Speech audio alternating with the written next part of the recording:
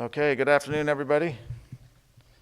We're going to begin our Friday press briefing on COVID-19 for the Nueces County, Corpus Christi area. I'm Peter Zanoni, Corpus Christi City Manager. And today we're not going to be up here too long because we want to reserve most of our time for Texas A&M University of Corpus Christi. Dr. Bird is going to be providing a very important for us anyway update on numbers and projections and curves and analysis using models that have been used for us for many months, but it's probably more critical now than ever given our explosion of number of new positives and deaths from the past 2 weeks. And then Nueces County Judge Barbara Canales, as well as our Health Director Annette Rodriguez, will be saying a few words. Mayor Joe McComb is here with us as well, and he may speak as well this afternoon. I do want to thank the community, as we usually do. It's important for you to be watching and listening and using this information, more than just watching and listening, but going into action and using the information that we're telling you, especially what Dr. Bird is going to tell us. And we appreciate you sharing it with your immediate family, your extended family that may be in the county or around, your friends and neighbors, people you go to church with, and so on. The only way we're going to beat the virus is being smart together as a community.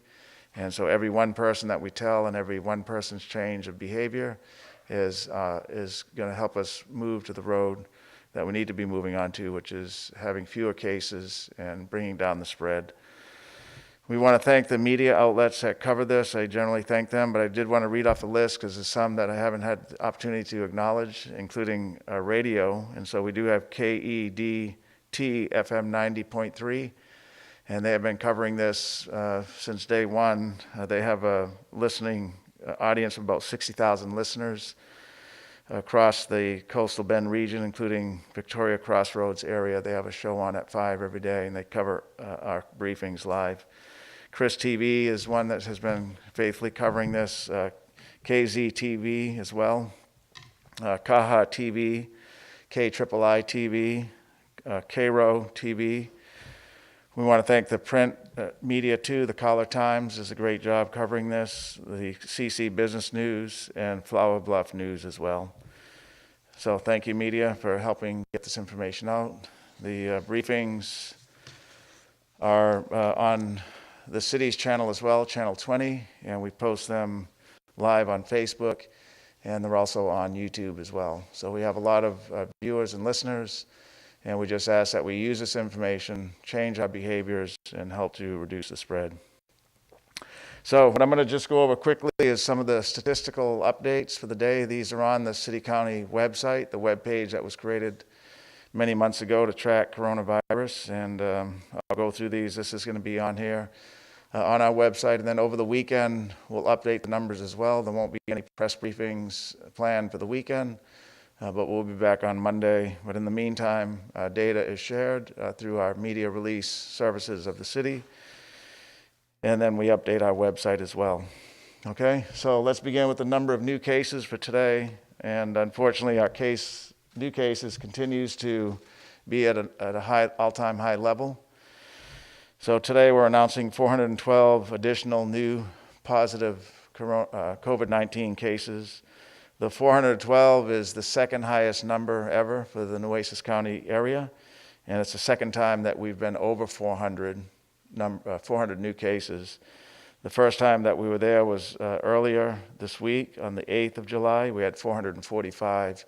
So today we're at 412, which is 20% higher than yesterday, and the second highest number of new cases ever in the county.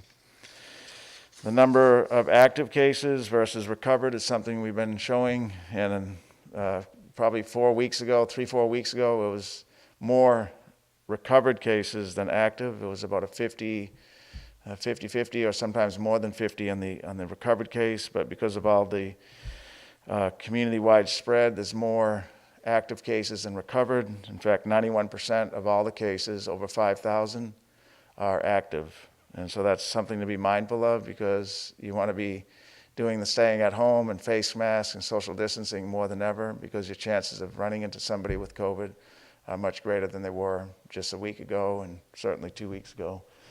So 5,000 105 active cases, 525 recovered in the orange, and 5 additional deaths to report today. So yesterday we had 37 deaths. We have 5 more that we're reporting today for a total of 42 deaths. And unfortunately, one of our deaths was a baby under the age of 6 months of age, and Annette Rodriguez and the judge both are going to provide a little bit more information on that in today's briefing. The number of hospitalized patients continues to grow, and we had a lot of discussion about our hospital situation. The judge and the Mayor McComb, Judge Canales, myself, we're fortunate today to be with several of our state delegation members. Representative Hunter arranged a meeting where we talked to Chief Kidd of the Texas Emergency Management Department, and many other persons were on there. So our request for additional nursing staff and supplies is being heard and is being met and being delivered, and we appreciate the state delegation very much for helping us there. And the reason we did that is because, as you can see, our hospital number is up, even from yesterday, 4% more persons in the hospital. The persons in the intensive care unit, of that number, 93, it's the same as yesterday, but that's a worrisome number nonetheless, of 93 persons recovering in intensive care. And then we showed you the number of deaths, or I spoke to you about the number of deaths. This just shows it to you graphically, 42 deaths so far in our county. And the big story, if somebody's watching for the first time, is that back here in the past 3 months, there was only one death per month on average. And so we had 3 months resulting in 3 deaths. Now, though, in the last 2 weeks, you can see the dramatic spike. We went from a low number of less than 5 or around 5 all the way up to 42 in a matter of 2 weeks or so. And so that's very problematic. Our testing, this just shows you 2 final graphs on testing and cases in a 7-day trend, or using a daily count and then showing you an average trend line that you can see in orange. So our testing has kind of dropped a little bit from the all-time high we had last week when we had a lot of supplies. Supplies are coming in part because of our state delegation reaching out and bringing supplies here. So you can see the 7-day average line there. We're doing about 327 tests per day based on that 7-day average. And then the number of cases, you can see here the trend as well. The blue bar is going up and down, the daily reporting out of number of new cases. And then the orange line is the trend line.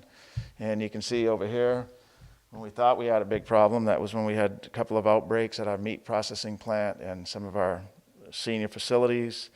That obviously is extremely eclipsed by the situation we're in today, where we have a daily average of 343 cases based on the 7-day average. And I don't know if we have a slide on the testing. Yes, we do. So testing is happening. In fact, there was testing today at the American Bank Center by the National Guard. There's another drive-through test site there tomorrow. Next week, the Health District, led by Annette, will have testing at the health facility on Horn Road on Tuesday, Wednesday, and Thursday. Approximately 200 persons is what we can accommodate based on our supplies to date. All those tests are reserved for persons who have already called in and set everything up. But the National Guard is going to be tomorrow at the Richard Borchard Fairgrounds, and it's by appointment only. Their number's on the screen, 883-2400. I'm not sure if it's too late to call, but it wouldn't hurt if you want to try to get up there to the National Guard at the Richard Borchard Fairgrounds. We have some nonprofit affiliates that have been helping, and we thank them tremendously. They're helping to fill a big gap in our community, and that includes the Amistad Clinic, as well as the Coastal Bend Wellness Foundation. You can see their numbers on the screen. The Coastal Bend Wellness Foundation is 356-9572, and Amistad is 884-2242. Those are by appointment only, but calling those numbers can get you in there and get your test if you think you need it. And then recently, some of the for-profit providers have stepped up and are also providing testing. They're all by appointment only, and there is a charge that your insurance may cover, some or all. That includes CVS Pharmacy, Physicians Premier, and then Christus Promptu Urgent Care. The latter two, the Physicians Premier and the Christus Promptu Urgent Care, have numerous locations across the city. So you want to look them up and call their telephone number from looking on Google or through other ways. And then CVS Pharmacy's numbers 814-8305. And all those three are by appointment only. Okay, so that concludes an update on the statistics and some general information on testing and other material. And we're going to have Gabby translate what I said into Spanish. And then Annette Rodriguez is going to come up and just spend a few words talking about that death that we had today. Thank you. Las cifras más recientes indican que en las últimas 24 horas se han reportado 412 casos confirmados por el coronavirus, haciendo un total de 5,672 casos. 525 de esos se han recuperado por completo, 344 personas continúan en el hospital, 93 personas están en la unidad de cuidados intensivos, 5,105 casos continúan aún activos. El día de hoy se reportan 5 fallecimientos, incluido un bebé de menos de 6 meses. A la fecha son 42 las personas que han perdido la vida.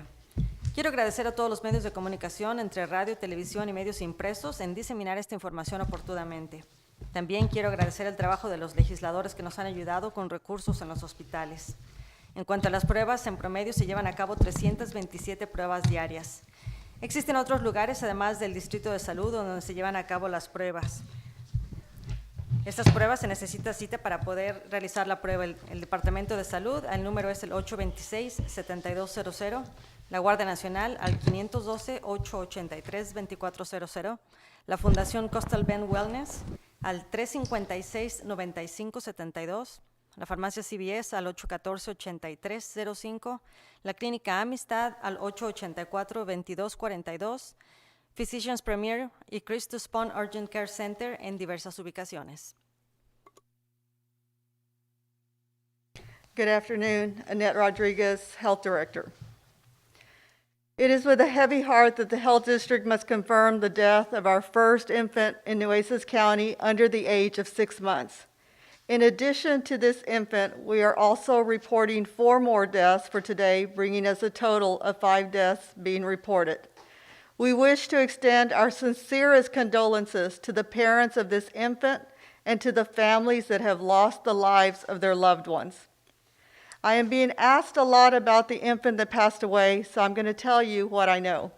This infant was found to be positive with SARS-CoV-2, the virus that causes COVID-19, along with other pathogens identified.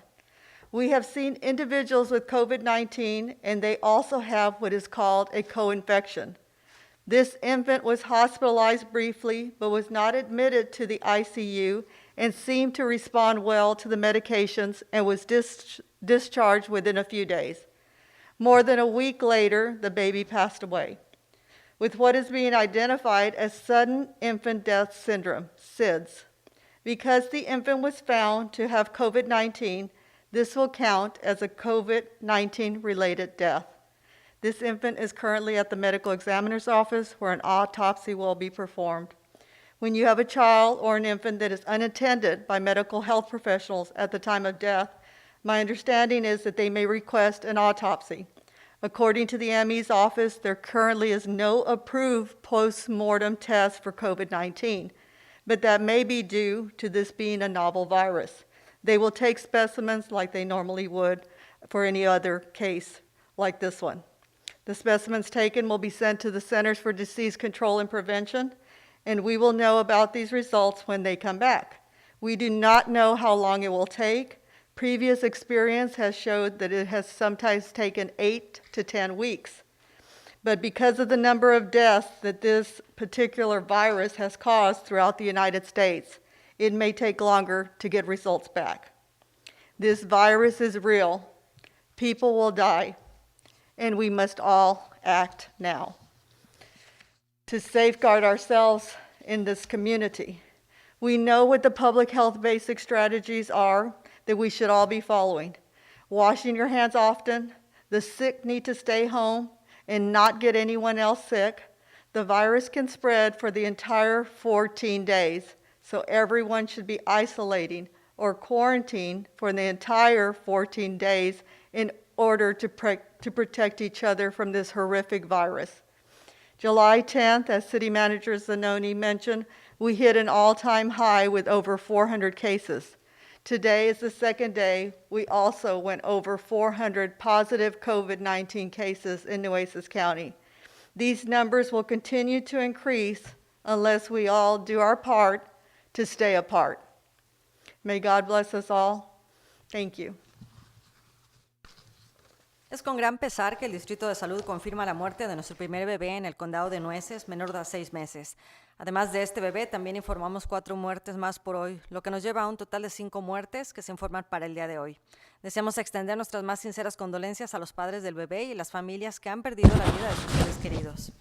Me preguntan mucho sobre el bebé que falleció. Se encontró que este bebé era positivo con SARS-CoV-2, el virus que causa el COVID-19, junto con otros patógenos identificados.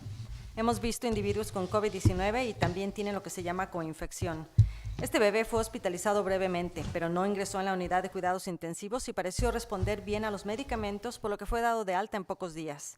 Más de una semana después, el bebé falleció, con lo que se identifica con síndrome de muerte súbita del lactante. Debido a que se descubrió que el bebé tenía COVID-19, esto contará como una muerte relacionada con COVID-19. El bebé se encuentra actualmente en el consultorio del médico forense, donde se realizará una autopsia. Las muestras tomadas se enviarán al Centro para el Control de Prevención de Enfermedades, o CDC, y sabremos estos resultados cuando regresen. Este virus es real, la gente continuará muriendo y todos debemos actuar ahora. Para salvaguardar a nuestros seres queridos en nuestra comunidad, sabemos cuáles son las estrategias básicas de salud pública que debemos seguir. Lavarse las manos con frecuencia, los enfermos deben quedarse en casa y no enfermar a nadie más. Este virus puede propagarse durante los 14 días completos, por lo que todos deben aislarse o ponerse en cuarentena durante los 14 días completos para protegerse mutuamente del terrible virus. El 10 de julio alcanzamos un máximo histórico con más de 400 casos. Hoy también alcanzamos nuestro segundo día con más de 400 casos. Barbara Canales, Nueces County Judge. Earlier today, Governor Abbott issued a proclamation extending the statewide disaster declaration. The original disaster declaration, you might recall, was issued on March 13th. This means we are now entering our 5th month of operating under a disaster declaration, and I thought that noted some importance today to share with you. A disaster declaration by the governor, if you'll recall, does many things for us. It authorizes the use of all available resources of the state government and of political subdivisions, such as counties and cities, that are reasonably necessary to cope with this disaster. It also means the governor can authorize the suspension of any regulatory statute prescribing the procedures for conduct of state business or any order or rule of a state agency that would in any way prevent, hinder, or delay necessary action in coping with the disaster. And I, just moments ago, revised my emergency orders for Nueces County to comport with the governor's orders. This week, we also lost a record number of our fellow Nueces County residents to COVID, including, as Director Rodriguez commented, on a baby boy. Every death is a tragedy, but for me, the death of an infant is one that is almost incomprehensible. We have and we will continue to extend our condolences on behalf of Nueces County, in fact, on behalf of South Texas, to the friends and family who have lost loved ones, and our support to those who are fighting this disease and all their caregivers and family, and of course to our medical community who take care of them. At the end of my remarks, I would like to hold 42 seconds of silence for the 42 members of our community that we've lost, so that we can pause and truly absorb and let it sink in how many people that lived amongst us are no longer here with us. Between today's renewal of the disaster declaration and the week of death and illness that we have been through, the reality of this disease should be quite apparent to all of us. As Director Rodriguez and City Manager Zanoni said, the disease is here. It's not going away by itself. and we do not have a cure or vaccine. And while many treatments are promising, we have no clear, effective treatment as of yet. And as we enter to the middle of summer, we know how our lives have been turned upside down. All of the things that we look forward to have been canceled, whether it is your graduation or your wedding or your vacation, or jobs that have been lost, revenues lost, most importantly, lives lost. All of us, we want all of this to be over. But alas, it is here with us, and I know that we are all suffering from a little bit of this fatigue of hearing about it all the time. We might be even tired of listening to the words of social distancing. We're tired of being told to wash our hands when we're washing them. We don't want to be told to wear our masks, and sometimes we don't want to stay at home. But just as our efforts are needed most, our will to do them may be waning. Let me repeat that line, because it's absolutely critical for the next 3 weeks. Just as our efforts are needed most, our will in some pockets might be waning. And yesterday I said that I had come to the realization that we are in a marathon, not a sprint. And being in a marathon means we train differently than a sprint. We do things more methodically, more deliberately. We need to make these emergency actions part of our daily routine and understand that we are all in this together for the long haul. I'm often asked if I have better news. I actually going to depart from my script and tell you that I'm often asked whether or not we're ever proactive or whether or not I'm just stuck on being reactive to everything. And I can tell you that we are doing so many proactive operations that give us a lot of optimism that we're going to do a better job of taking care of our community from the parts that we can control in emergency management. I'm often thought that it would be good to share with you some of these proactive decisions so that you can see when we're making them. So I promise starting on Monday, I'm going to share with you, give you a glimpse of the things that we're planning proactively as we see us in a completely different light than we were even on June 27th when we only had 81 hospitalizations. And I say that because it sounded like a terrible number on June 27th, but today it sounds like a wonderful number given where we are now. So again, on Monday, I'm going to bring you the updates on our alternate care sites within our hospitals. I'm going to bring you an update on our COVID clinic, which I hope will be used to lower the incident rate of hospital stays and people going to the emergency room. What I really came to tell you today on this Friday is that we're going to try to raise the bar even more than we've ever done. We're going to add capacity because we need it. We're going to do everything we can to continue to prevent the spread of the virus, help flatten the curve by raising that bar. Today and this weekend, I'm asking you all to reflect on this wave of deaths we've faced this week. And I want you to think about what you can do as an individual and as a family. And so I ask you if you can be diligent about listening to all the warnings and all of the good practices, from washing our hands to social distancing. Is there any way that you can say to yourself, this weekend, I'm just going to send one person to the store instead of bringing everybody? This weekend, can you make sure that you wear the mask properly, covering your nose, making sure that you're washing your mask properly? And will you practice social distancing even if you have your mask on? Remember, Director Rodriguez had her measuring tape. It's not our arms. It's 6 feet. This weekend, because of all of the tragedy we've had this week, I'm personally going to try to do 8 feet, 10 feet, whatever it takes to make sure that we're distancing from each other. And I want to remark that we still have the orders in place in this county as a limit of 10 for our gatherings. We know that the things that we do today may not reflect in our numbers even for 2 or 3 weeks, but we know they work. So don't be dismayed if you're doing your best and you're encouraging others to do theirs, if you don't see a rapid, reward. Instant gratification is not a part of this virus's mantra or MO. But we know that in 2 or 3 weeks, given what we do this weekend, it will make a major difference. So let me conclude by saying, please join me in this weekend in doing all that we can to prevent the spread of this virus. As I said yesterday, we are all together in this marathon, and each of us can make a major difference. Thank you so much. Hoy temprano, el gobernador Abbott emitió una proclamación que extiende una declaración de desastre en todo el estado. La declaración de desastre original se emitió el 13 de marzo. Eso significa que ahora estamos entrando en nuestro 5º mes de operación bajo una declaración de desastre.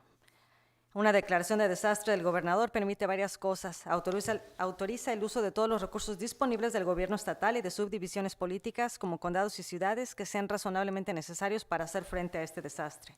También significa que el gobernador puede autorizar la suspensión de cualquier estatuto reglamentario que prescriba los procedimientos para llevar a cabo negocios estatales o cualquier orden o regla de una agencia estatal que de alguna manera evitaría, obstaculizaría o retrasaría las acciones necesarias para hacer frente a este desastre. También revisaré mis órdenes de emergencia para el condado de Nueces. Esta semana también perdimos un número récord de nuestros compañeros residentes del condado de Nueces por COVID, incluido un bebé. Cada muerte es una tragedia. La muerte de un bebé es una tragedia que es casi incomprensible. Extendemos nuestras condolencias a los amigos y familiares que han perdido seres queridos. La enfermedad está aquí y no va a desaparecer por sí sola. No tenemos cura o una vacuna. Y a medida que entramos a mediados del verano, sabemos cómo nuestras vidas han cambiado. Estamos cansados del distanciamiento social, estamos cansados de lavarnos las manos, no queremos usar cubrebocas, no queremos quedarnos en casa. Así como nuestros esfuerzos son más necesarios, nuestra voluntad de hacerlos puede estar disminuyendo, ya que nuestras acciones van a ser críticas en las próximas 3 semanas. Necesitamos hacer que estas acciones de emergencia formen parte de nuestra rutina diaria y comprender que todos estamos juntos en esto a largo plazo. El lunes espero volver con algunas actualizaciones sobre posibles sitios de atención alternativa y buenas noticias sobre la ampliación en la capacidad en los hospitales. Les recuerdo que las reuniones de más de 10 personas no están permitidas. Since we've just finished the Spanish translation, and since today marks 5 months and a new disaster declaration, it is fitting that we honor those that we have lost with 42 seconds of silence. And I will watch the clock, beginning now.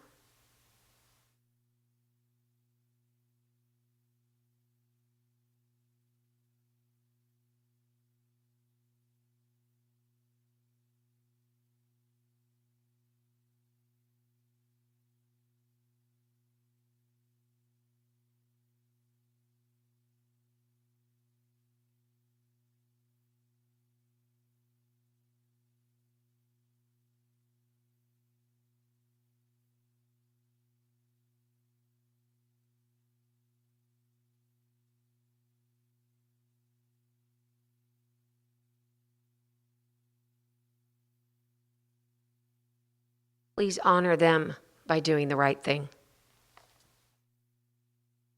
Tomamos 42 segundos de silencio en memoria de los 42 pacientes que han perdido la vida debido al COVID en el condado de Nueces.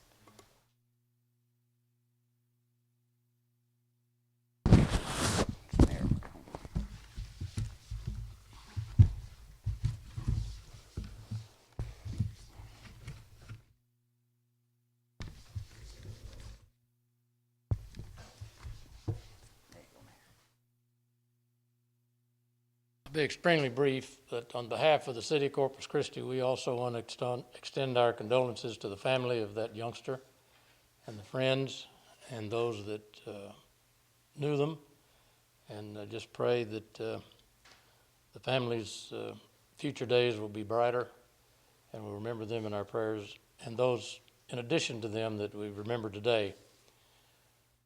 We've had a good day as far as communication with our state legislators and expressing to them our needs to get the state support that we need. We've got a wonderful working relationship with our state delegation. The judge, myself, city manager, and several others were in communication with them on a Zoom call today and expressed some of the things that we need, and they assured us that they would do everything within their power to try to assist us, even though they're getting demands from all over the state, obviously. But they understand we do need the help, and they're going to do everything they possibly can. And so rest assured that we are. Sometimes we're not out in the public like some people like to see us more often. But I can tell you there's a lot of behind-the-scenes work going on for your behalf, for those in Corpus Christi, Nueces County, and you just need to be aware of that. At 5 o'clock today, it's Friday. That doesn't stop the work that will be going on for Annette or for anyone else that's been involved in this effort to guide the county and the city. So we want to thank them for their efforts, the hospital workers, first responders. But we're making progress. We communicated well with them. We had a wonderful conference this morning early with the big city mayors. And while we've got our problems here in Corpus Christi, let me assure you we're not alone. There's no comfort in misery loves company, but I can assure you that what we're dealing with in Corpus Christi is magnified several times in some of our larger cities. And I really feel for those up there trying to deal with their issues and the magnitude of them. So this is something it's a non-discriminatory virus. It affects all of us, all ages, as we've been able to witness. And so we really want people to participate. We do ask you to follow the recommendations, the mask, whether you believe in them or not. I'd recommend you wear them. We can't force it to you or force it on you, but I think you've got enough sense to make the right decisions. And we're going to ask you to wear them as much as you can. Now, when you get in your car, you can take them off. But, and I've got to remind myself, sometimes I'll jump out of the car and I'll get to the door and then I say, oops, I forgot my mask, and go back to the car. But let me please, I think the more that we do, even if it's something we really don't think is going to work, you can't prove it doesn't work. And so we would ask that you comply with that, continue to maintain the activities of washing your hands, don't put your hands in your mouth and your face. But we are going to get through this. I hope it's sooner than later. But we're committed to this. Everyone's getting weary, but we just need to take a deep breath and press forward. And so hang with us on this. We're going to make it through. And we just appreciate those of you that are watching. If I were a betting person, those that are still watching, probably 99% of you are in compliance with everything that we ask for, because you're interested in it and you're taking the time to watch and listen. But share with your friends out there, and hopefully we'll pick up a few that aren't normally watching and hear our pleas that, government, we've been brainwashed, so to speak, that government can solve all of our problems. We can go a long way in trying to address them, but we need your help to solve all our problems. And the public has got to play a participatory role in this, and you've got a big role to play in this one. So we're asking you, and as you go out this weekend, think about it. What can I do better? And what can I do greater for the citizens of our community so that we can get through this pandemic and get on with our lives under normal circumstances? So I wish everyone a happy weekend, a safe weekend, a healthy weekend, and we'll be back with you Monday, hopefully with some good reports in terms of numbers declining, and folks have been released from the hospital and recovered. So have a good weekend, but think over the weekend, what can I do to help my family and my neighbors continue to move through this pandemic? A nombre de la ciudad de Corpus Christi, extendemos nuestras condolencias a las familias que han perdido a personas por este virus. Hemos tenido muy buena respuesta por parte de la delegación de legisladores para ayudarnos a obtener más recursos para los residentes de nuestro condado. Gracias a todos los trabajadores esenciales y de primeros auxilios. Este virus no discrimina, afecta a todos y de todas las edades, por lo que les sigo pidiendo que tome la decisión correcta. Continúe utilizando su cubrebocas. Entre más hagamos, los resultados van a ser mejores y más rápido. Estamos comprometidos y sigamos adelante.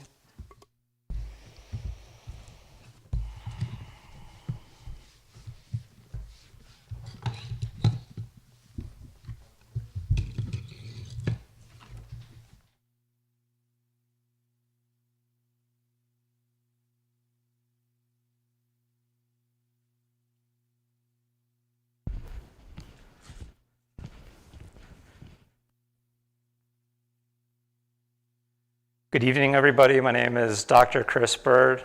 I'm a professor at Texas A&M University Corpus Christi, and I'm here to share with you the latest results that we've turned out from the TAMU-CC COVID-19 Modeling Task Force. That's a mouthful, and we already have some abbreviations in there. One of the things I tried to do this week was think of a way to whittle that down to something shorter, but we really can't do it. So we have two objectives on the task force. Objective number one is to provide information to the public about COVID-19 and the interventions that are taking place, answer your questions. We'll be happy to answer any questions that you have. Just post them on Facebook Live, and we'll answer those at the end of the presentation. And also to help enable evidence-based decision-making. COVID-19 and the SARS-CoV-2 virus is not magical. It's not magically going to go away. It is a thing that behaves a certain way. There's a lot of research that's been done on viruses and the way they spread. And at this point, we know enough about the virus to know what we need to do. The part that's magical or hard to explain is human behavior, and that's the hard part in all of this. So we know a solution, but getting everybody to agree to it is the hard part. So we're going to review what an outbreak is again for those of you that may be just tuning in for the first time. I think that it's pretty obvious at this point, but it doesn't have to be big. It could be a localized increase in the occurrence of disease or a global increase in the occurrence of disease like we're experiencing, and we're experiencing both. We're experiencing an outbreak at the local level. In the Coastal Bend, we're experiencing an outbreak at the state level. There's an outbreak at the United States level and at the whole world level. So we're in an outbreak within an outbreak within an outbreak right now. This graphic shows you how rapidly a virus can spread through the population. Each pentagon there represents one person. And in this graphic, on average, 2 people are infected from every 1 person that gets COVID-19. We think that we were more close to 3, so this is a pretty large underestimate of how rapidly COVID was spreading here in the Coastal Bend. COVID-19, it's transmitted through the air. It's transmitted through contact with surfaces. So that's why we're wearing a mask. You can catch it through the air. It's possible to get COVID through a droplet touching your eye that came out of somebody's nose or mouth. That's why people at the grocery stores might be wearing face shields to protect them from that when they come into contact with more people. It's not a bad idea to wear glasses in addition to your mask, and that will help especially in inside areas. And wash your hands, and the idea there is so that you don't pick up COVID, say like off this podium, and then touch your face. Wearing the mask stops you from putting COVID directly onto your face. It has a lot of different uses. So to prevent this spread, there's all these different interventions that have taken place. We had to stay at home for a while. We are doing social distancing and face coverings. This is to reduce the spread of COVID. We're self-isolating when symptomatic, but not only when symptomatic, just sometimes when you've been exposed to somebody that's tested positive. If you had close exposure, close contact with somebody who tested positive, that's a good time to self-isolate to stop the spread right now. School closures have been put into effect. And in terms of opening, starting from the end of April, beginning of May, we went through Open Texas Phase 1, then Open Texas Phase 2. Then Open Texas Phase 3 was the last Open Texas phase that we went through. That was June 3rd when that started. And then Open Texas Phase 3 was essentially repealed 2 Fridays ago. And last Friday, Open Texas Phase 2 was partially repealed, although not completely. And now, I don't want to go through every single intervention that's taking place within these, but this is my way of compacting what we're talking about with the different levels of intervention that are in place. And you'll see it, we're going to put this in the graph so you can see time points and how we compare between the phases of interventions and the numbers of cases and numbers of fatalities in the Coastal Bend area. These are 2 heat maps that show you the occurrence of COVID-19 throughout the whole pandemic, and this is the total number of cases. If you don't like numbers, just lean back and look at the colors. The brighter the color, the more cases there are, in the Coastal Bend area. Obviously, Nueces County has the most cases, but there's several other counties that have cases, and there's only one at this point, only one county where there's not a case that I know of. This is a good time to note that this data, not only is it for the Coastal Bend, but because it's for more than just Nueces County, we rely on the Texas DSHS data source, and that lags the county data by a day. And it gets released at about 6 p.m. for yesterday. So right now when I'm talking, this is the data that was released at the end of the day on Wednesday for the Nueces County area for most of these. So given that this is the Coastal Bend area, not Nueces County, as of the end of the day on Wednesday, there were 5,923 cases of COVID overall, with 5,021 in the Coastal Bend area and 866 recoveries. To give you guys some perspective, you can see over here we have the localized outbreaks that occurred in mid-May, and now it's almost a flat line. You almost can't even tell anymore what that was like. But I think everybody remembers when we wrote up that huge spike from 5 cases a day to 30 cases a day, and then back down, and everybody, thought that that was a huge spike. Well, now look where we're at. Now we're having hundreds and hundreds of cases per day, and it's much bigger. So this is our Texas-wide outbreak. You can think of it as starting somewhere around the beginning of June, and it's been lasting all the way through to the present time. Now I've broken out the fatalities from this graph, because for the longest time we were at the same number of fatalities until recently. Oh, I'm sorry, one more thing. From these numbers, from the 5,000 Coastal Bend active cases, we can estimate that approximately 8% of the entire Coastal Bend population has an active COVID-19 infection right now. And the way we can do that is there's some reporting that the actual number of cases of COVID are 10 times more than the reported cases of COVID. So you can take this 5,000, multiply it by 10, get 50,000, and there's about 600,000 people in the Coastal Bend area, which gives us the 8%. If we did the same sort of calculation for Nueces, it's 12%, or maybe even a little bit more than that. So there's a lot of people in the Coastal Bend area right now and Nueces County that have COVID. 1 in 10 to 1 in 13, depending on how you want to think of it. For fatalities, we were at 4 for the longest time in the Coastal Bend area. And I want you to focus in on this and see what it looks like, the pattern. We had 1, and then we had several days where there were no more. And then we had 1 more, and then there were several days where there were no more. And we had 1 in a couple days and 1 more, and that brought us to 4. And it was like that all the way up until June with this present outbreak that's occurring. And then we started out with 1 in a few days, but very quickly we launched up to what's happening now. We're seeing 8 cases a day, 9 cases a day, 5 cases a day, I think is what we have today, and 5 fatalities, not cases. And so overall, this is the number from yesterday, but 38 fatalities, and it's 5 more than that for Nueces, and we don't know how many more yet for the rest of the Coastal Bend, although most of the fatalities have been occurring in Nueces for the Coastal Bend area. So you can see that fatalities are not declining. I think that everybody heard this week that the fatality rate is declining. What that means is that we're getting better at treating COVID and preventing people from dying. So a lower proportion of people are dying now from COVID than before. But when we're having 100, 1,000 times more people with COVID, it doesn't, the advances in medicine are not as powerful as those numbers to outstrip it. That's how we're getting this rise in the number of fatalities, despite the fact that we're getting better at treating COVID. I'd be happy to address any other questions that people have about rate on Facebook Live. Okay, moving forward, for the past few weeks, we've been showing you this exponential projection.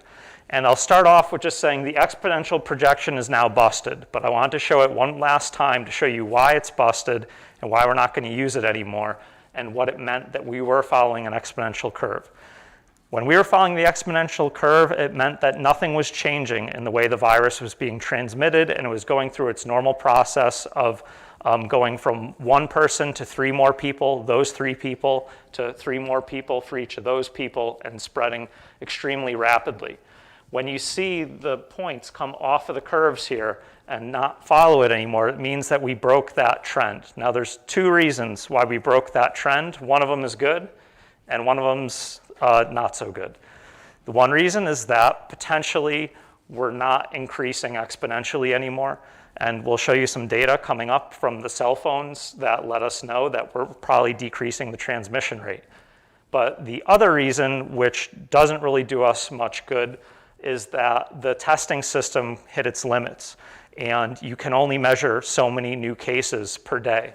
And that's the other thing that would prevent these graphs from following the exponential curve. So we think that both of those 2 factors are contributing to us no longer following the exponential curve. This is not what we're projecting moving forward, but I've shown these graphs for the past few weeks. I was extremely confident of what was going to happen until we did something. And I was extremely confident up until Sunday, just this past Sunday. That Sunday was 10 days after the state of Texas rolled back Open Texas Phase 3. That was the first major institutional, statewide level intervention that was taking place to change our behavior. And that's why we thought that this was going to prove good up until Sunday. Now it's no good anymore. And because we're not able to test the way that we were before, essentially the testing represents a different number now because different people are getting tested. We're testing people that need the test more. People that are getting hospitalized are more likely to get a test now, and there's more people getting hospitalized.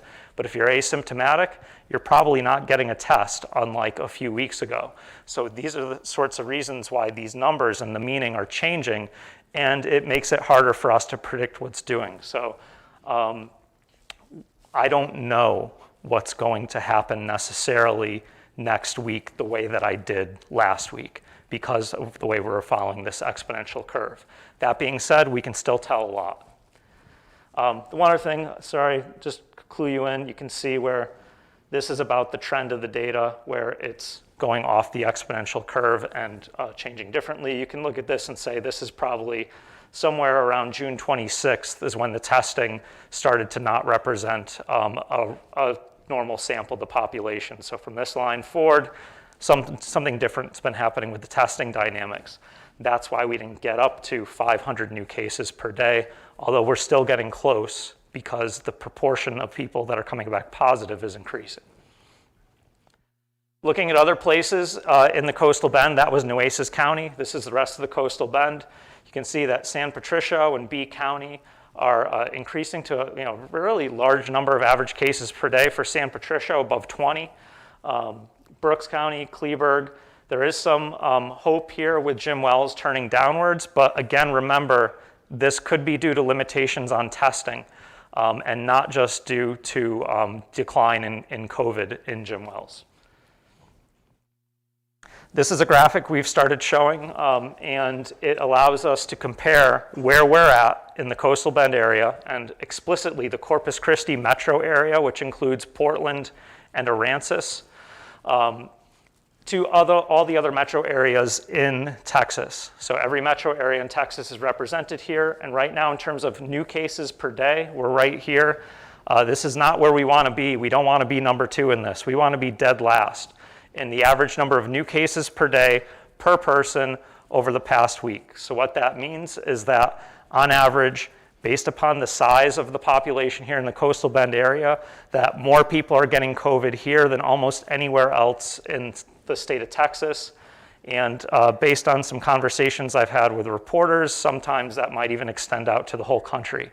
The one county that's having, or one metro area that's worse in that regard is Victoria, where they have probably a pretty serious situation happening too. And I know that, yeah, we don't have as many people as Houston does, but we do have a fair number of people, and just per capita, we're having a bigger problem here. The amount of resources that are out there to help people generally scale with population size. So if we have more cases per population size, it means that our resources for healthcare are going to be strained potentially more than other locations in the state of Texas. And this is something that we want to keep track of. This other metric, earlier this week it looked a lot better, but right now with these last bout of 300, 400 some odd cases, we're number 3 in terms of speeding up. So even though we've hit a limit on the amount of testing, which should not cause us to speed up, it should cause us to slow down, we're still speeding up, even though we don't have the capacity to keep measuring that speed up. At some point, it will be impossible to measure any more speed up because there's just only so many tests that can be done. We're number 3 in all of Texas in this regard, and you'll see next in the percent positives graph why or how we can still be speeding up. So, and it's in the proportion positive that are coming back of tests. So the orange line is the number of tests that are conducted on average per day, all the way since the end of April. And it's a 7-day average. Every one of these points is a 7-day average, and we put a smoother line through it so you can see the general trend. And you can see in the past week, we've been going down in terms of the numbers of tests per day. You can see, however, in the number of percent positives that we're continuing to go up. And somewhere above 75% of tests by this smoother line are coming back positive when you fit it through the data.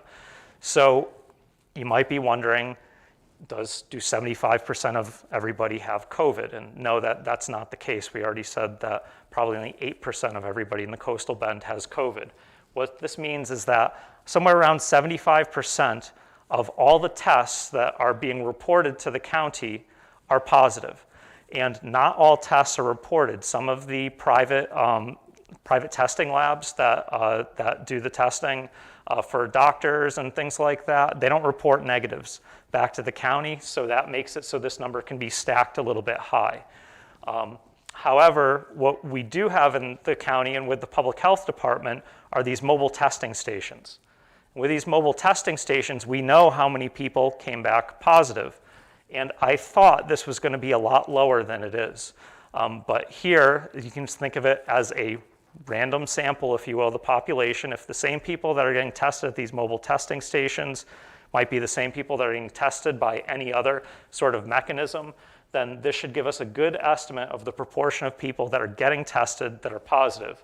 In this case, we're at 48%. So that's still really high, and that's just at the end of June, beginning of July. Why don't we have more data? I think just that's where the data is at this point. The tests need to get conducted and come back with positive or negative results, and this is where we have all the data back up to this point in time. So for this graph, we know every single person's outcome from their test, and the percents are from the mobile testing that's done by the public health department, and we're at 48% positives and rising. So this is, I never would have imagined that we would hit numbers like this. But nonetheless, there it is. So that's how we're still rising, and that's how we're still accelerating in terms of number of cases. There's the 48% positive.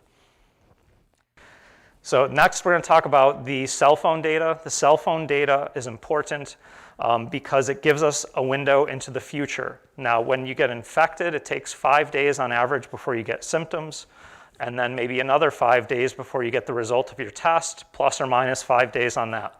So you could be up to 2 weeks, it could be a little bit faster. This tells us what's happening a little bit sooner. So we can see, is our behavior changing?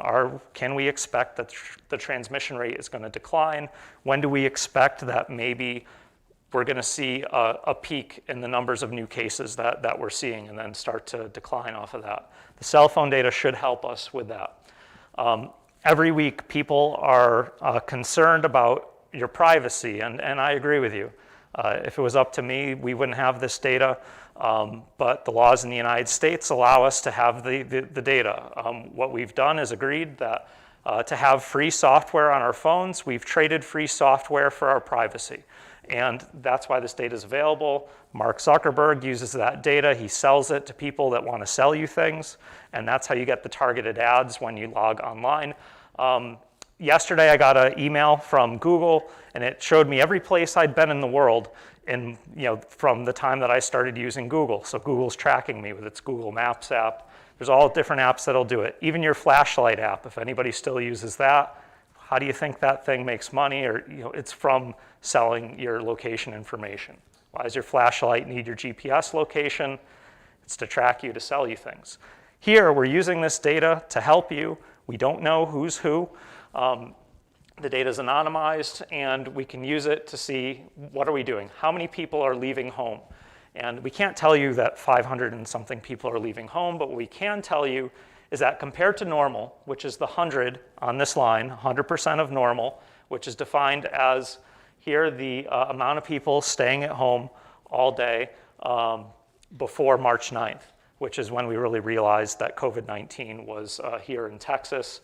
Then we can see the dip from normal down to 80, and then back up in Open Texas Phase 3, and then it started to slowly decline again, coming back down to the present as we've gone through the repeal of Open Texas Phase 3, and then rolling back Open Texas Phase 2 a little bit. Same thing here with distance traveled. You can follow that over and see that we're trending back down. And what I'd say is that you want to compare where we are now and how far back with the Open Texas phases do we have to go to get to where that line was before, to give you an idea of kind of how good that we're doing. So we're all the way back to Open Texas Phase 1, May 1st, in terms of proportion of people leaving home. And we're at about the same point, maybe not quite as far, we're in the middle of Open Texas Phase 1 for the amount of distance traveled in the coastal bend area. So we are having an effect. This will affect transmission rate, will decrease transmission rate. It will end up with a decrease in the numbers of new people getting COVID. And if our testing allows, then we should be able to detect that with actual numbers of cases that we're measuring. Okay, next, this is the same basic concept with 100% of normal, but this one is based upon when two cell phones come near each other. If the two cell phones come within 50 meters of each other, then the probability of a contact between those cell phones is calculated. And what you can see is that we're really dropping off in terms of the weekend behavior and encounters. So this is good. The less encounters, the fewer encounters you have with other people, the less likely you are to transmit COVID-19. Same thing for weekdays, Monday through Thursday, we're seeing a decline. You can trace it back. Middle of Open Texas Phase 1, trace this back, beginning of Open Texas Phase 1, May 1st. Now, you might be wondering, how come Sunday's not in here? What am I hiding from you? Well, some Sundays are like a Saturday in terms of our behavior, like the Sunday before Memorial Day. Other Sundays, like a normal Sunday, are more like a Monday through Thursday. So we just took Sundays out because they didn't behave like the other ones, and it wasn't right to put them in either group. It's just confusing to have a third line on here.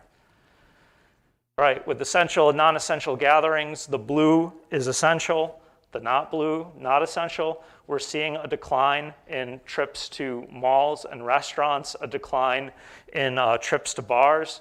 You can see the data points here. Here's the bars, right? So Open Texas Phase 3, here's where the bar foot traffic level is.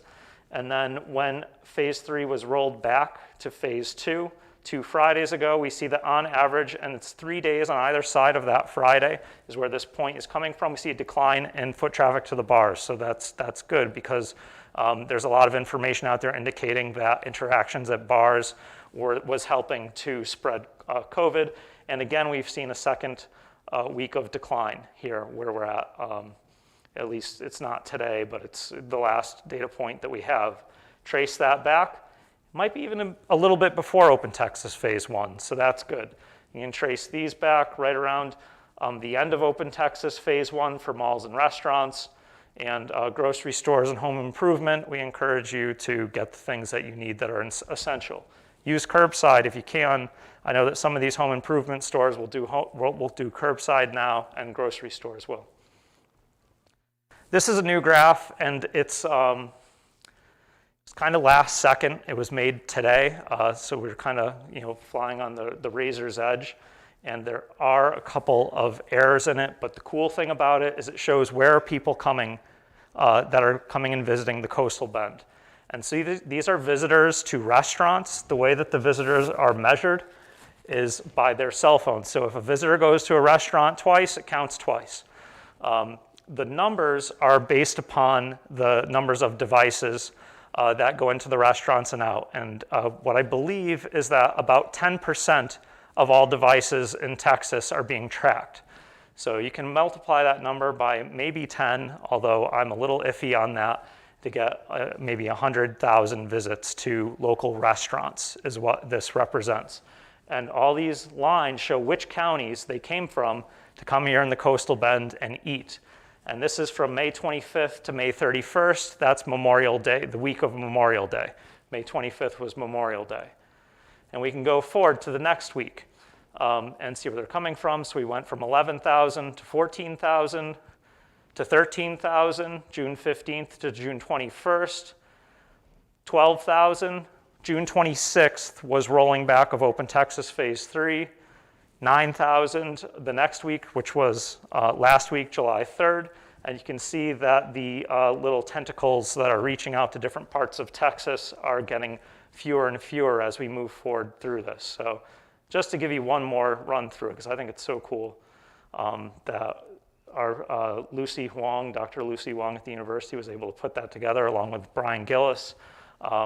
So this is the type of thing that we're starting to look at and see what proportion of people in our restaurants and other places are coming from other locations in Texas and where are they. So we're seeing at least a decline in the number of visitors, which should help in the short term for not getting COVID coming in from other places, but really also them taking COVID back from here to where they're from. Next, we've been estimating the transmission rate, and since we started doing this, this is the first time that I can't give you an update for this week because we have no way of really estimating the transmission rate based upon everything that's happening with the virus.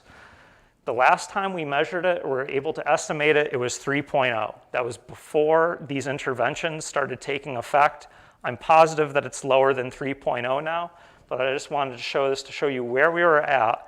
We're somewhere below 3.0. The only question is how far below 3.0 did we get? And what it means is for every one person that gets COVID, 3 more people are infected. So this one person infects 3 people after 1 week. Those 3 people infect an additional 9 people after 2 weeks. Those 9 people infect an additional 27 after 3 weeks. And after 4 weeks, those 27 infect an additional 81. That's starting from one person. Right now, there's 5,000 active cases in the Coastal Bend area. Imagine if we started at 5,000.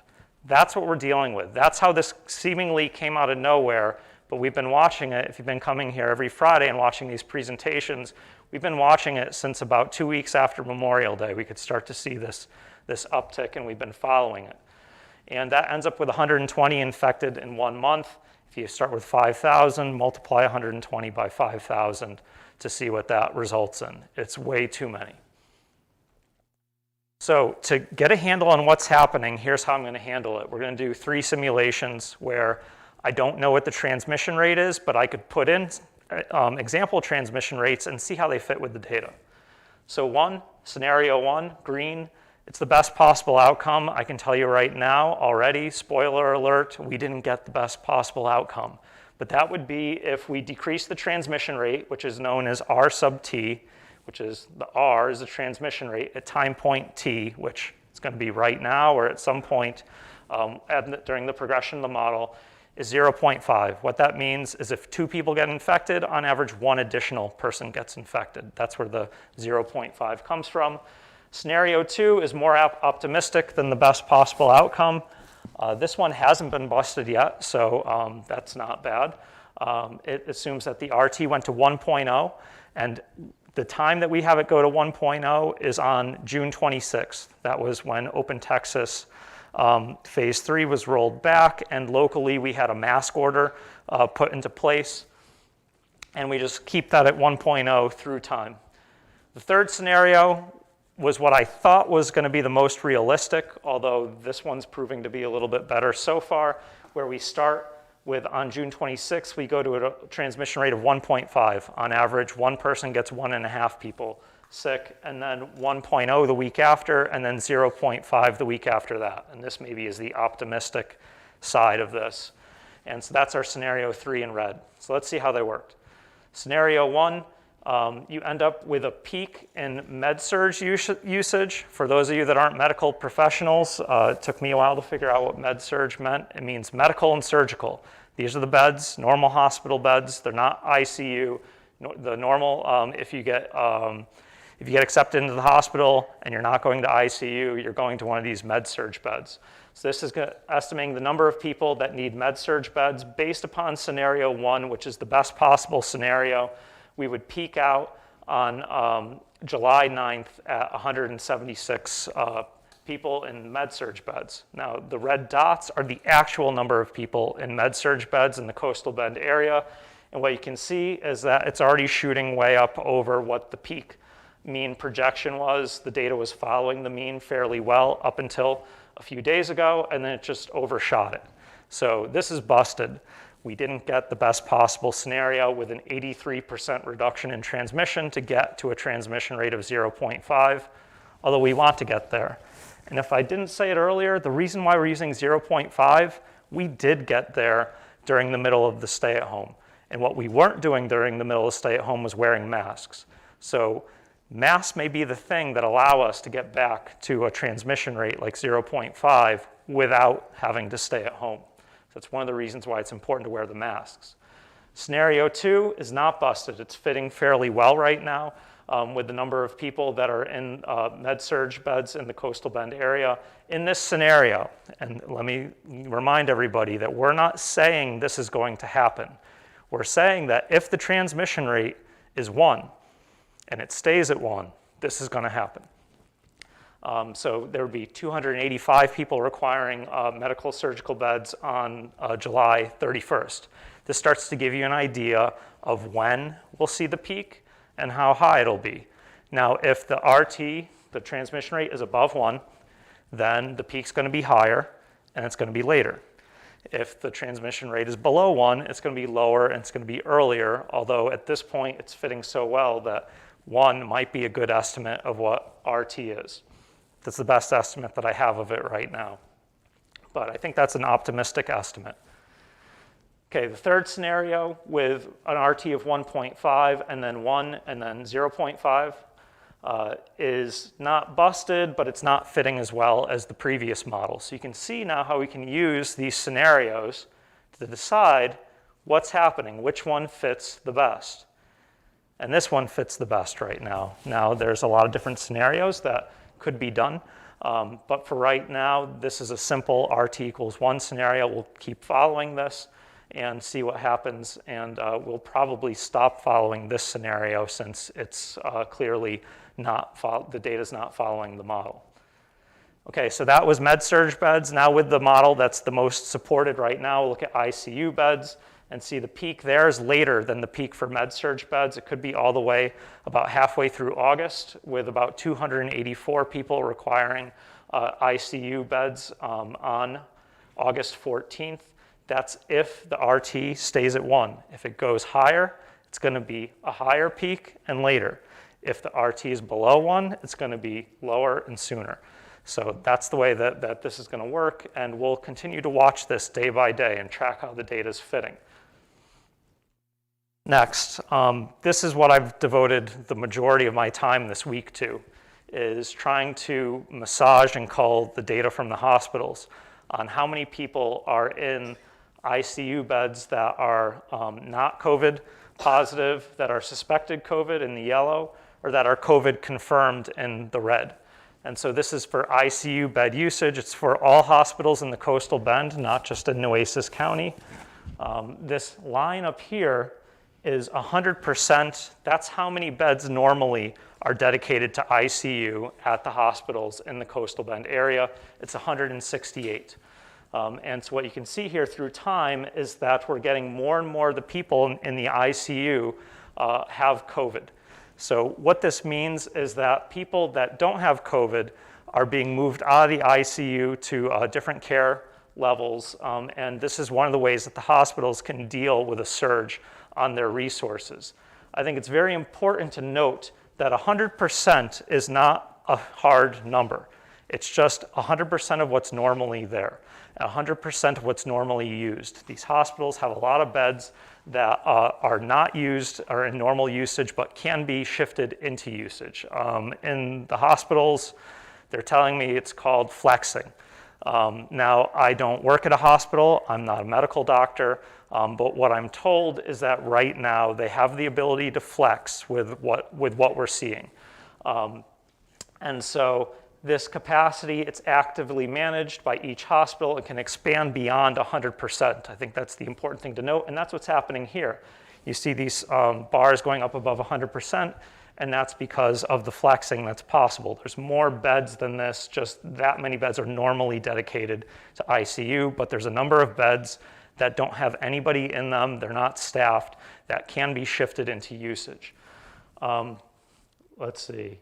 The other thing to note is if you see a headline that says 80% of the ICU is being used, well, if you look at this, that's pretty much happening on any day of the week, and it's not just during the COVID pandemic. That's the way the hospitals work.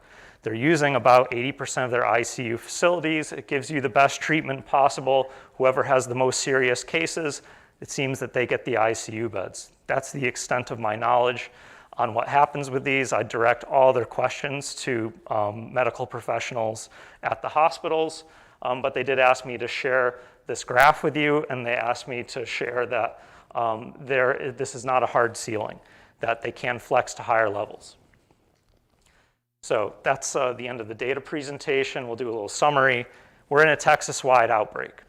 I think it's pretty clear. COVID-19 is still expanding in South Texas as far as we can tell. It's not contracting. Now, the transmission rate fits the hospitalization data right now at 1.0, which would indicate that it's holding steady, but we don't have enough information or data points to feel confident in that, and I told you that I didn't feel comfortable saying that this is what the transmission rate that we estimate is for this week.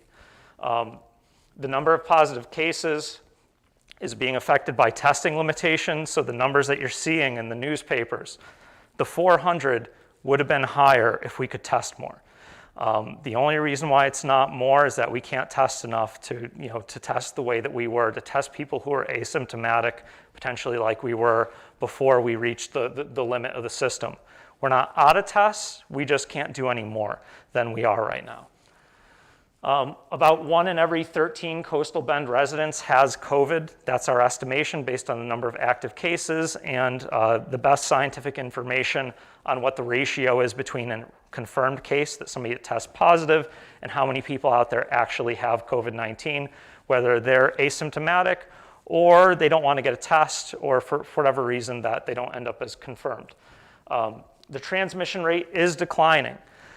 We can see this very clearly in the cell phone data, and while the cell phones aren't everything, it is helping. The fewer times you come in and encounter somebody else, the less likely you are to transmit COVID-19. The more you stay in your home, the less likely you are to not transmit COVID-19.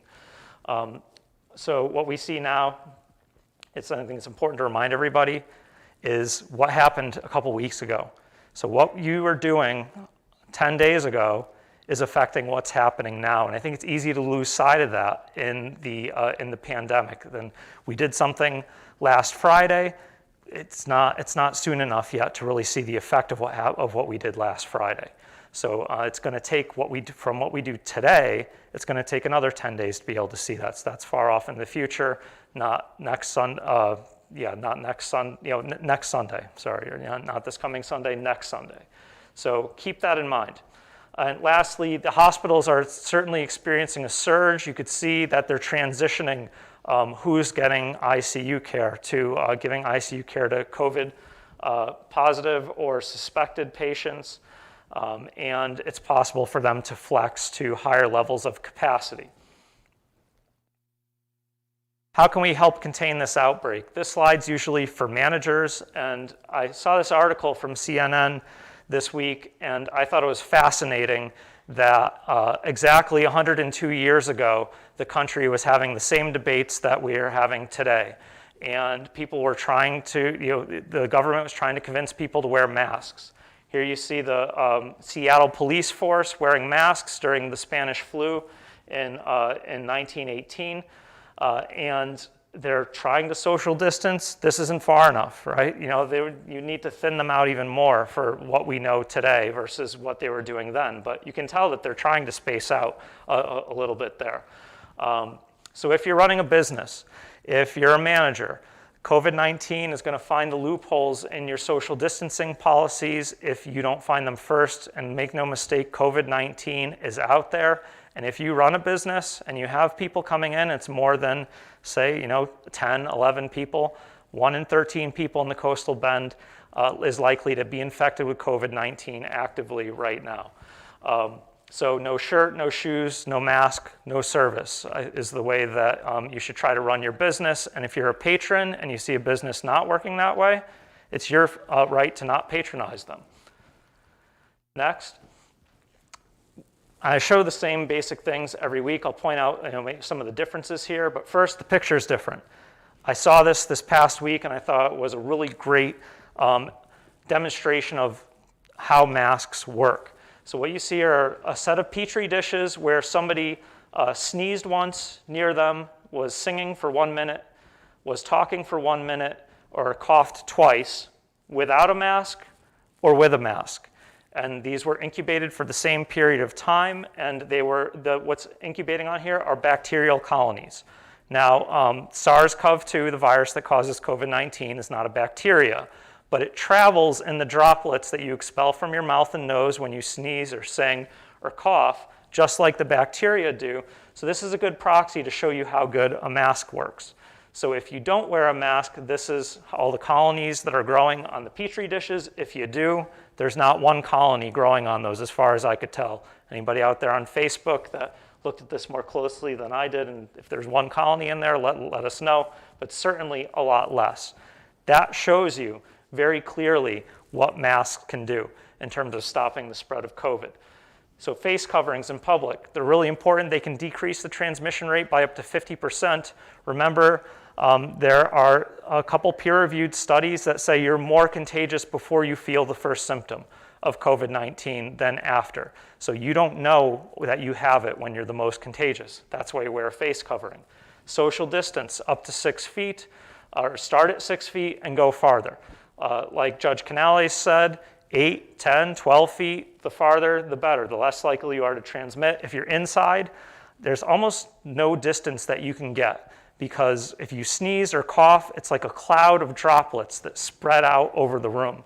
And depending on the way the HVAC system works, it either will spread out to a certain area much farther than 6 feet before it actually dissipates.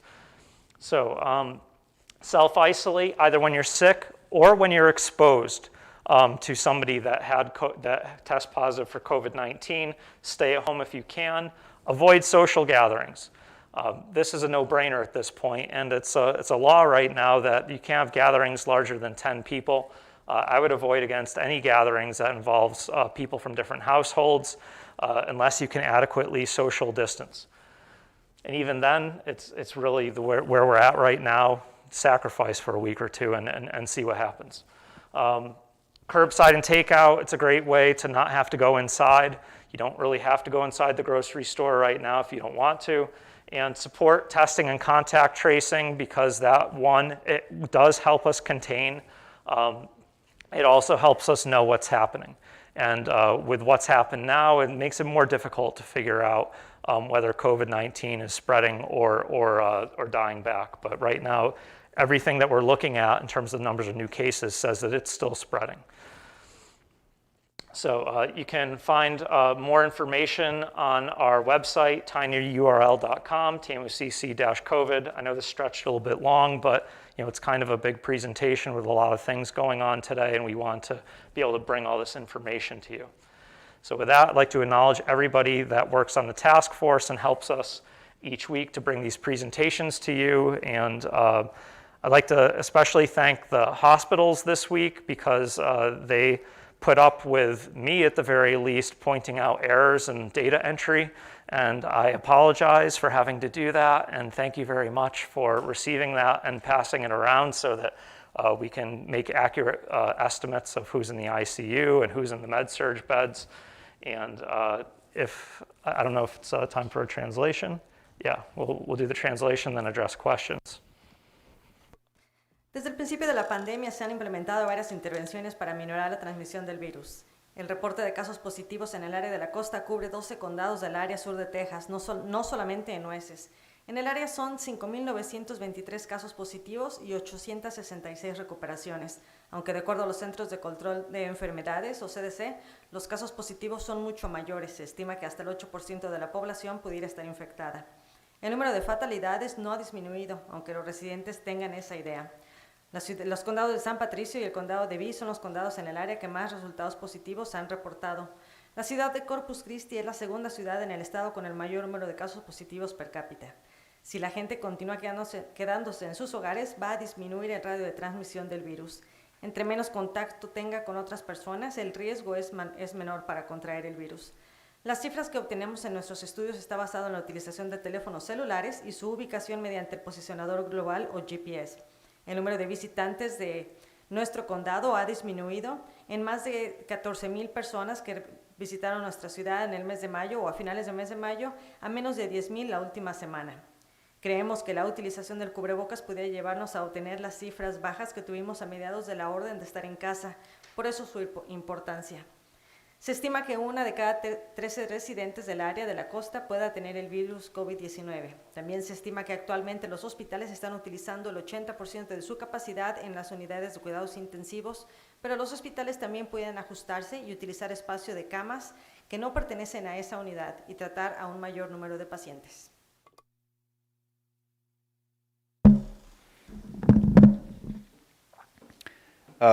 My name is Dr. Davey Edwards. I'm part of the members of the COVID Joint Task Force, and we monitor and field questions on Facebook during your presentation, Dr. Bird.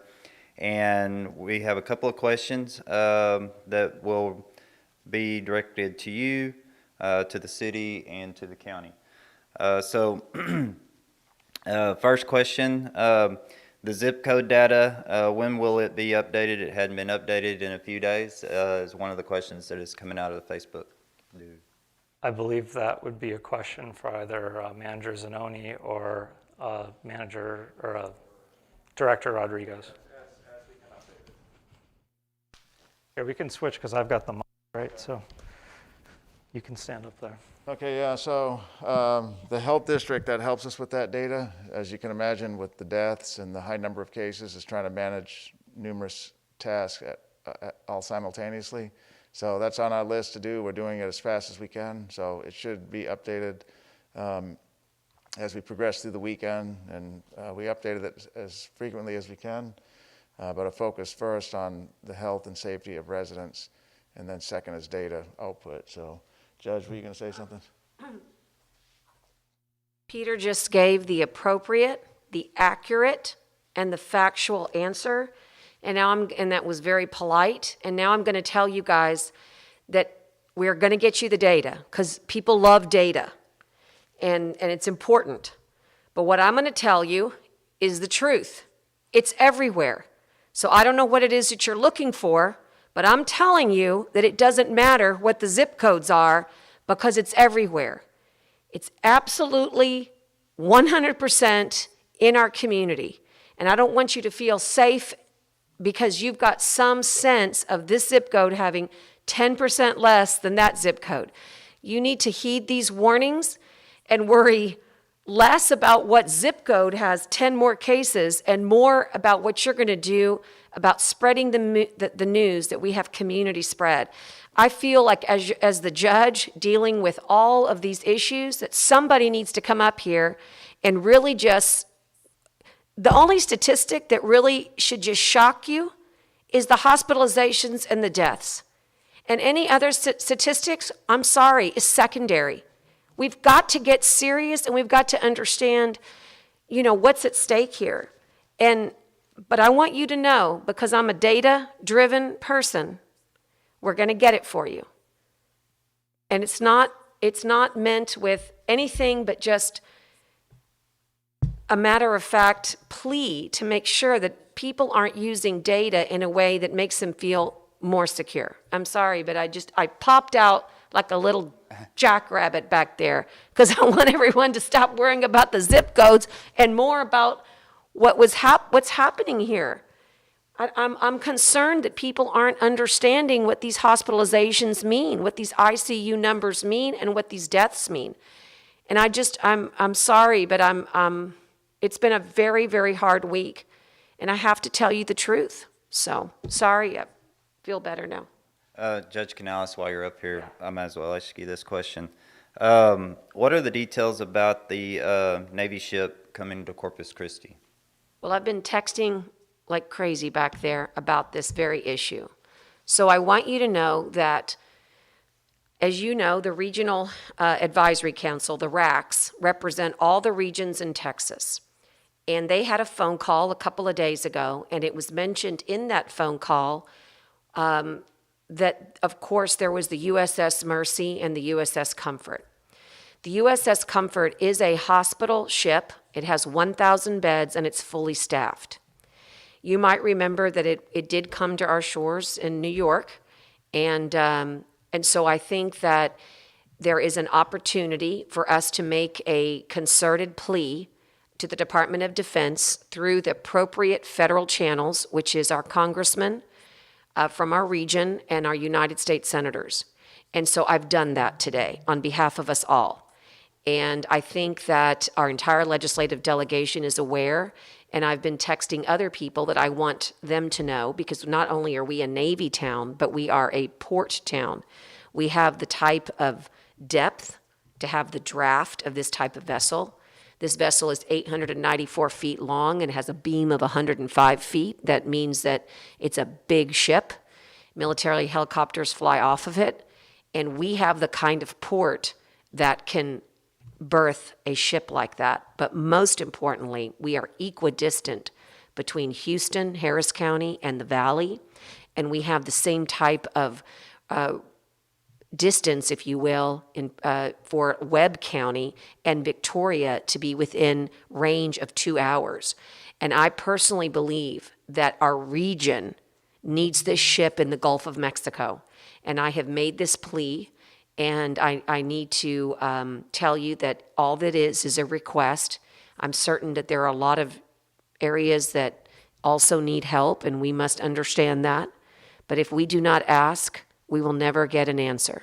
So pray with me that USS, Comfort comes our way.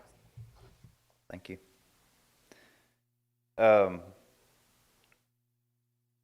Chris, this may be yours. How are the homeless being tracked and accounted for? I don't have an answer for that, but that's something that we can look at in the next week and try to give a better answer for that. I don't know if Manager Zanoni.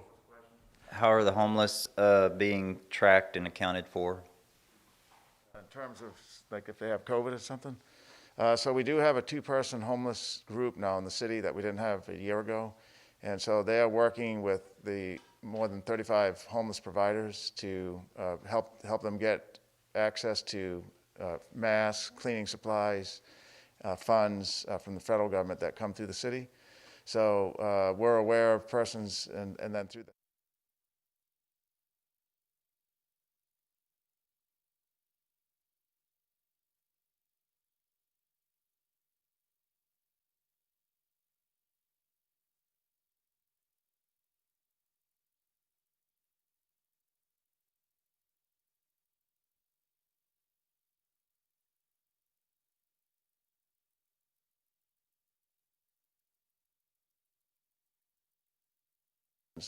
out there in the community. Okay. This may be another question for you. Are the advertisements as far as tourism to Corpus Christi area that are in other outer lying areas, is it possible to stop advertising to keep people from coming down? Yeah, right. So just a second ago, I was looking at my text messages, and one was from Brett Oding, our CVB director, and it was a surprise to him that some of these advertisements are still running. We have an ad agency that we use that on behalf of CVB does work for us, And it was the instruction of the CVB director to pull many of these ads, if not all of them. I still have to talk to Brett. Brett Oding is our director. And so we just learned a little bit ago that, in fact, the ads haven't been taken down as we had asked them to be. That includes billboard ads and other type of advertisement. And the advertisement agency that helps us has apologized, obviously. So we're reviewing that. Brett was not aware. He assumed they had been taken down. He instructed them to be taken down. So that's one point. The second point is I'll be meeting with Brett next week. He's a couple months new into the job, doing a great job and a great hire for our community. And we'll strategize about what we do. As I said earlier today on Facebook, there is a balance that even the city's trying to do between having an economy and keeping people safe. And we're trying to see, can we do both, right? That's the question for everybody. And but we'll see. I'll work with Brett to see how much more do we pull back advertising, how much more do we address beaches, beach road closures and so on with the judge and the mayor. I think we're going to see, hopefully we'll see the effects of what the judge and the mayor did in closing beach access for the 4th of July. And you saw numbers from Dr. Bird, but on the Memorial Day weekend, we had about 25,000 persons come over the causeway, come over the bridge every day, 25,000. I don't know if it was the same or whatever, but 25,000 in a 12-hour period. On the 4th of July, it was 4,000. And actually the next day it was about 3,000. So those dramatic reductions in people coming in will have an impact on that community spread. And so that's something we'll have to look at with the judge and the mayor to see if we continue those more on weekends with some suggestions or on other holidays that are coming up. And that's all for the questions, but I do want to express from the Facebook people is that they do appreciate what the officials are doing and what the analysis, data analysis people are doing, and also in being transparent with everything that's going on at this time. It makes them feel comfortable, and I thank you too, as far as that goes. Appreciate it. Thank you, guys. Thank you. Thank you, Texas A&M, University of Corpus Christi. We're glad we asked you many months ago to help us out. I think your presentation's most beneficial to policymakers, but the general community as well. Okay, so that concludes our rather lengthy briefing today, but all good information. Judge, did you want to make another comment? Since you've got the Okay. podium, would you Okay. please remind everybody, Director Rodriguez really needs to make certain that we're telling everybody about convalescent plasma and that they can donate at the Coastal Bend Blood Center. It's the gift of life. It's so important. Okay, I think they heard you, Judge, but convalescent plasma is really one of the better ways to help persons that are sick from COVID. And I checked it up myself recently about, how does that plasma, what is it really? And check it out on YouTube or Facebook or go to Google. But it's basically everything in the blood except for the white and red blood cells, right? And that carries the antibodies to the virus. So persons that have had COVID and that recover, that plasma is given to persons that are sick, and it helps to give them the antibody and basically helps them fight off COVID. So donating plasma for those that have recovered from COVID is a lifesaver for many people. And what is the number they call, or who do they call? Or who do we tell if they want to judge? You can say it right there on that. Yeah. First of all, you can go online at coastalbendbloodcenter.org, and there is also a phone number. We're about to get it to you. 855-4943. Okay. Remember, when you donate, you can save 2 lives. And so all that's needed is for you to be a survivor 14 days after you're positive and 72 hours of no symptoms. And it's just so important. If you got lucky to be a survivor, I feel like this is the best way you can give back.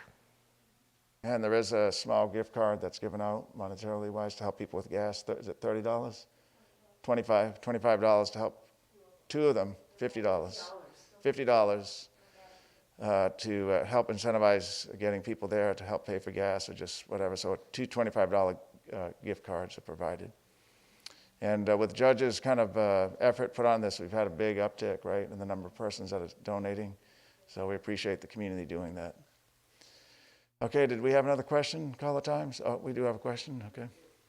This will probably be more for Annette and Judge Canales. Okay, So just all right.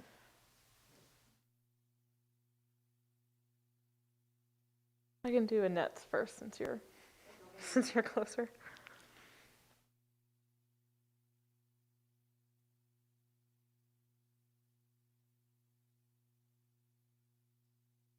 I'm thinking we're just trying to get more clarification of how many tests were conducted today.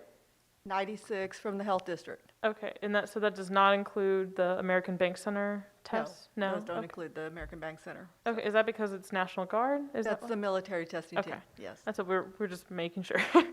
And do we know how many children have COVID positive at Driscoll currently? How many what? Children are tested positive for coronavirus at Driscoll. No, but I can find that number out. So Okay. just the age, basically.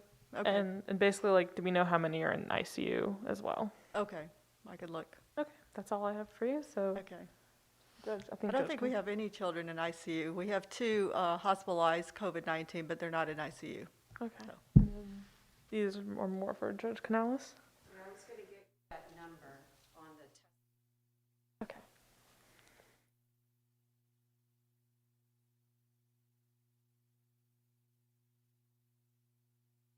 Yes, ma'am. Okay. Similarly on our Facebook Live, there's been a lot of questions about the medical examiner's request for a trailer. Can there be Right. some kind of clarification on Okay, that whole sure. process? We have had a lot of issues. In fact, our medical examiner, Dr. Shakir, has answered a lot of them. I think he was even on CNN earlier. So let me kind of give you what I heard him say and also relay my conversation with him. So through the STAR request process, he has requested that we, through emergency management, request the FEMA morgue trailer to be brought back here to Nueces County. The FEMA morgue trailer had been here for months at the Richard Borchard Fairgrounds, but it was taken away, I guess, maybe now 3 weeks back, because it needed to be used somewhere else and we were not utilizing it. The medical examiner believes that because of COVID-19, it has put an additional strain on his capacity, and he thought that it would be very wise to bring back the morgue trailer for the region. The medical examiner he is the medical examiner for 14 different counties by interlocal agreement. And so I think it's really important that people realize that our medical examiner's office is a huge, office serving over 1 million people. So that's the story on the morgue trailer. And do we know if he's accepting bodies for investigation for COVID or otherwise at the moment? Yes, we do. So he is, if anybody dies and they happen to be COVID, but they also happen to need an autopsy, there's reasons to have autopsies that are necessary. And then, of course, there's people that are going to die of COVID that would not need an autopsy at all. But he has, and in the past, and he is bodies that do need autopsy that are COVID-19 positive. So he is performing that work. Okay. And taking all the precautions for him, for his staff, and that are necessary. Awesome. That's all I have. Thank you. Thank you.